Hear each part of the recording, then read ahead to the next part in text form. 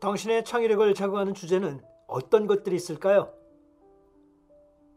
여러 주제 중 그 시대의 사람을 그린 초상화도 그 창의성을 표현하는 주제 중에 하나입니다. 그냥 사람의 얼굴을 그린 것이 창의력과 무슨 상관일까라는 의문이 있을 텐데요. 초상화는 그 시대의 문화와 시대의 상황에 수많은 비밀을 지니고 있기 때문입니다. 초상화는 개인의 신체의 유사성, 지위, 그리고 성격 또는 관심사를 설명할 수 있는 그런 그림인데요. 이 책에서는 화가들이 사람들을 다양하게 표현하는 방법들이 소개가 되어 있습니다. 그래서 이번 챕터에서는 흔히 우리가 아무런 감흥 없이 바라보던 우리가 몰랐던 초상화의 재미난 이야기들을 소개하도록 하겠습니다. 우선 초상화하면 우리는 그 대표적인 스타일이 바로 이런 그림들이죠. 부유하고 강력한 권력을 쥔 귀족과 왕족의 초상화는 프랑스 화가 엘리자 르브론이 그렸고, 황제 네폴레옹은 자쿠스 루이즈 다비드를 위해 포즈를 취하기도 했죠.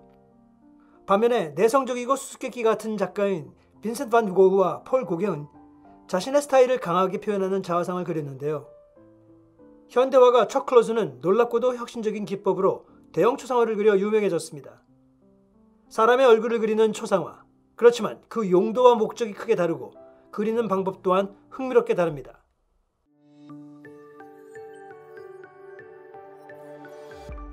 어려운 미술을 쉽고 재미나게 풀어드리는 레차테 대현쌤입니다.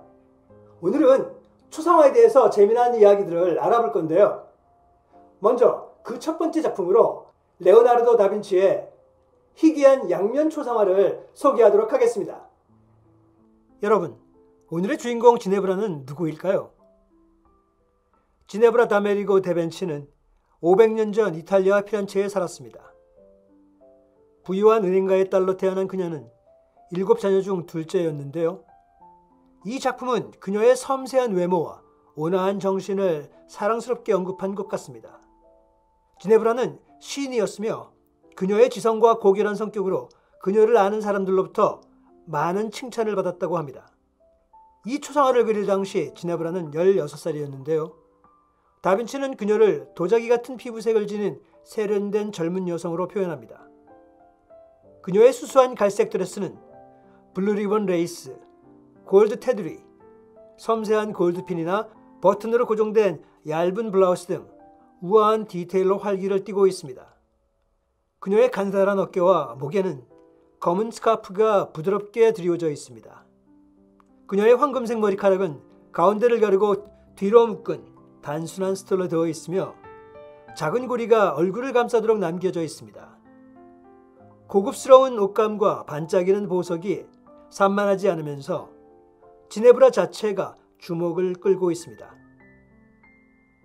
그녀의 갈색 눈은 아몬드 모양의 눈꺼풀 아래에서 꾸준히 무엇인가를 응시하고 있으며 입술은 조용한 선으로 닫혀 있습니다. 당시 더 일반적이었던 옆모습 초상화와는 달리 지네브라와의 초상화는 그녀에 대해 더 많은 것을 드러내기 위해 4분의 3 시점으로 그녀의 성품을 잘 보여준 명작으로 대표됩니다. 자, 이제 지네브라의 표현을 설명해 볼까요? 그녀는 어떻게 느낄까? 그녀는 무슨 생각을 하고 있을까? 초상화는 그녀의 성격에 어떤 측면을 전달하고 있을까? 라는 의문이 드는데요. 레오나르도 다빈치는 얼굴은 마음의 상태를 표현하지 않으면 잘 만들어진 것이 아니다 라고 말한 적이 있습니다. 르네상스맨, 이탈리아 예술가 레오나르도 다빈치는 지식, 예술, 과학에 대한 새로운 관심이 인식되었던 르네상스 시대에 살았습니다. 그는 화가이자 발명가, 건축가, 엔지니어, 음악가, 수학자, 천문학자, 그리고 과학자였습니다. 여러 면에서 그의 지적 호기심, 자연에 대한 세심한 관찰, 예술적 창의성은 르네상스 자체의 특징이었습니다. 피렌체 외곽의 작은 마을 빈치에서 태어난 다빈치는 12살에 도시로 이주하여 당시 최고의 예술가였던 안드레아 델 베로키오의 작업실에서 훈련을 받았는데요. 다빈치가 지네브라의 초상화를 그렸을 때 다빈치는 겨우 22살이었습니다. 이 작품은 다빈치가 생애 동안 그린 것으로 알려진 세계의 초상화 중 첫 번째 작품입니다. 이 초상화는 지네브라의 약혼을 계기로 지네브라의 오빠 지오반니가 의뢰했을 거라는 전문가들의 추측이 있습니다. 평생 동안 다빈치는 재료를 실험하고 예술적 접근 방식을 탐구할 그런 기회를 받아들였습니다. 흥미로운 사실은 지네브라의 초상화는 다빈치가 유성물감이라는 재료를 처음 사용한 작품 중 하나라는 것입니다.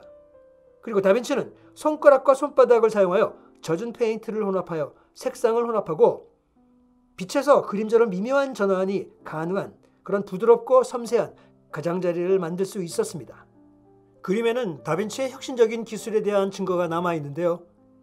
지네브라의 왼쪽 어깨 위 하늘이 노간주 나무 숲과 만나는 표면에 그의 지문이 보입니다. 그리고 그는 유화물감을 손가락으로 직접 문지르며 채색까지 하여 더 부드럽게 표현하였습니다. 그 자국이 여기 이렇게 남았습니다. 이 그림은 인물화일까요? 아니면 풍경화일까요? 또 한 가지 이 그림에 대한 흥미로운 사실은 피렌체에서 야외에 앉은 모델을 보여주는 최초의 초상화 중 하나였습니다.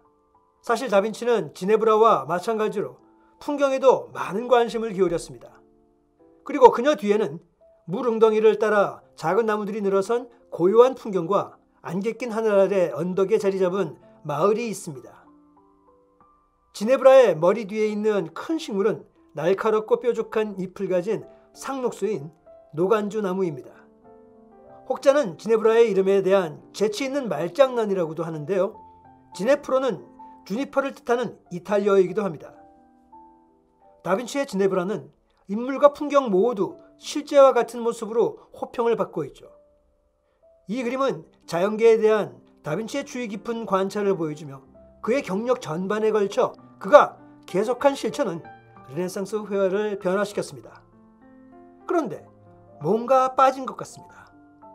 여기서 충격적인 사실이 발견되었는데요. 이 지네브라는 최초에 그려진 원본의 형태가 아닙니다. 다빈치의 원본 초상화에는 아마도 지네브라의 허리와 손이 포함됐을 것으로 보입니다. 그것은 정사각형이 아닌 직사각형 모양이었고요. 원래는 오늘날 보이는 것보다 더 큰 나무 패널에 그려져서 있었습니다. 어느 시점에서 아마도 물 손상으로 인해 패널의 약 6인치가 바닥을 따라 잘라나가고 오른쪽 가장자리도 잘렸다고 밝혔습니다. 자, 그렇다면 이제는 지네브라를 응용해서 그려보아야겠는데요. 이 초상화가 원래 어떻게 보였을지 상상을 해보세요. 지네브라의 손은 어떻게 포즈를 취했을까요? 그녀의 나머지 드레스는 어떤 모습이었을까요? 아주 흥미로운 상상이죠. 여러분, 혹시 그림을 그리는데 앞과 뒤에 함께 그림을 그린 그런 사례를 보신 적이 있으세요? 초상화의 앞면 외에도 다빈치는 뒷면에도 이미지를 만들어 달라는 요청을 받았습니다.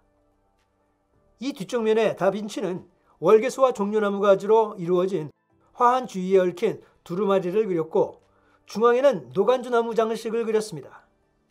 그림의 앞면은 지네브라의 실제 초상화인 반면 뒷면은 상징적인 초상화라고 분석됩니다.